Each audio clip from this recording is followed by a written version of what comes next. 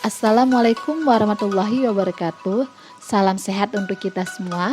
Perkenalkan, kami dari Angkatan 8 Kelompok 1. Pada kesempatan kali ini, kami akan membahas mengenai analisis isu global yaitu berkaitan dengan korupsi. Mari kita simak bersama.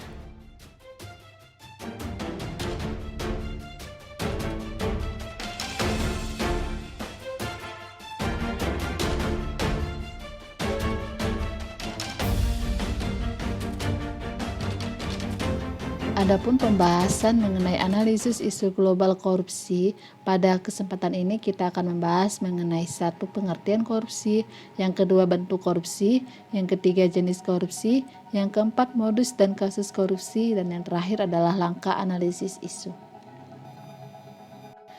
Korupsi. Apakah korupsi itu? Menurut Undang-Undang Nomor 20 Tahun 2001 dijelaskan bahwa korupsi yaitu setiap orang yang dengan sengaja melawan hukum dengan menyalahgunakan kewenangan atau kekuasaannya dengan tujuan untuk memperkaya diri ataupun kelompoknya yang mengakibatkan kerugian negara ataupun perekonomian negara.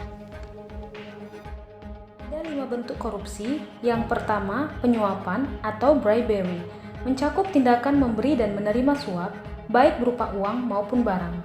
Yang kedua, embezzlement, tindakan penipuan dan pencurian sumber daya yang dilakukan oleh pihak-pihak tertentu yang mengelola sumber daya tersebut.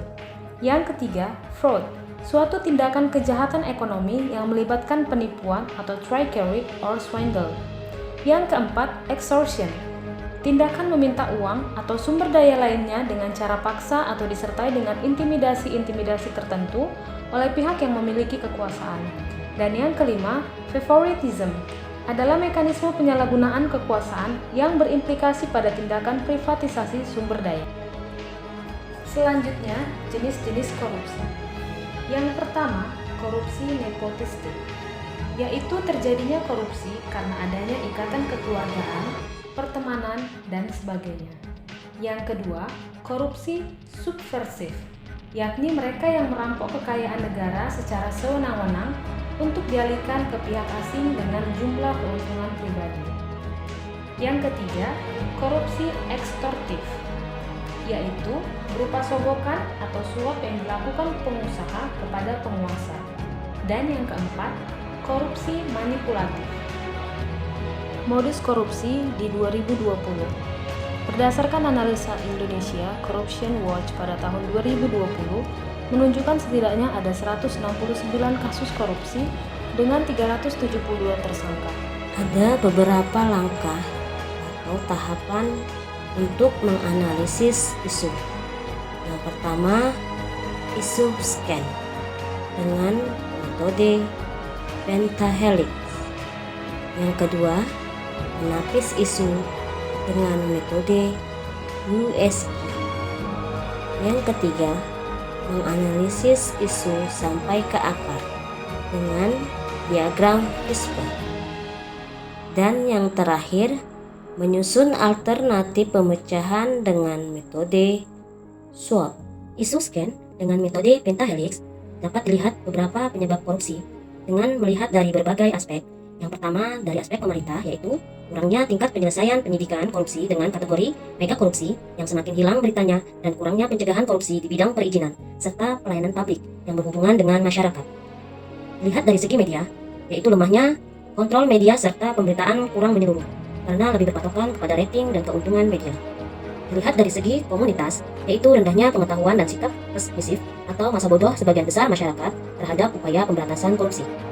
Lihat dari segi akademisi, yaitu kurangnya penanaman sikap dan perilaku serta pemahaman mengenai korupsi. Lihat dari segi pebisnis, yaitu rendahnya komitmen para pengusaha untuk menciptakan dan membangun lingkungan bisnis yang berintegritas. Berikutnya menapis isu menggunakan metode USG. Berdasarkan tabel, dari kelima isu yang diangkat, isu yang pertama yaitu kurangnya tingkat penyelesaian penyidikan korupsi dengan kategori mega korupsi yang semakin hilang beritanya, dan kurangnya pencegahan korupsi di bidang perizinan serta pelayanan publik yang berhubungan langsung dengan masyarakat menjadikan isu yang prioritas karena mendapat skor yang paling tertinggi yaitu 15. Analisis penyebab isu dengan menggunakan diagram Fishbone. Isunya adalah kurangnya tingkat penyelesaian penyidikan korupsi dengan kategori mega korupsi yang semakin hilang beritanya dan kurangnya pencegahan korupsi di bidang perizinan. Faktor penyebabnya dari segi organisasi yaitu keteladanan pemimpin. Dari segi sumber daya manusia, yaitu kampanye politik yang mahal, pengeluaran lebih besar dari pendanaan partai politik. Kemudian yang kedua, gaya hidup konsumtif. Yang ketiga, rendahnya soft skill. Yang keempat, sifat tamak dan mudah tergoda. Dari segi lingkungan adalah yang pertama, lingkungan tertutup, egois, dan jaringan teman lama. Yang kedua, masih menggunakan pola pikir menganggap korupsi sebagai suatu hal yang biasa dan dapat dimaklumi. Dari segi aturan, yang pertama, lemahnya pengawasan dan kontrol penegakan hukuman koruptor. Yang kedua, kurangnya transparansi di pengambilan keputusan pemerintah. Yang ketiga, kurangnya tingkat penyelesaian penyidikan. Menyusun alternatif pemecahan atau SWOT. Yang pertama, strength. Tersedianya SDM yang memiliki integritas tinggi dan mendukung. Tersedianya lembaga pemberantasan korupsi. Yang kedua, weakness. Masyarakat kurang menyadari peran aktifnya dalam pemberantasan korupsi. Ada beberapa pihak yang masih melindungi koruptor. Yang ketiga, opportunity. Kebijakan publik yang demokratif, peran aktif media sebagai peliput kasus korupsi. Yang keempat, threats.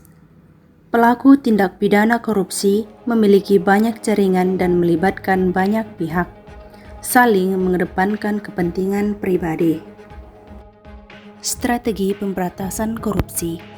Pemberantasan korupsi adalah serangkaian tindakan untuk mencegah dan memberantas TPK melalui upaya koordinasi, supervisi, monitor, penyelidikan, penyidikan, penuntutan, dan pemeriksaan di sidang pengadilan dengan peran serta masyarakat. Rekomendasi penyelesaian isu. 1. Pemanfaatan teknologi digital untuk mempermudah aktivitas yang terlihat mencurigakan sehingga dapat meminimalisir kesempatan untuk melakukan korupsi. Kedua, pemanfaatan sarana dan prasarana untuk melakukan penyelidikan tindak pidana korupsi secara maksimal. 3.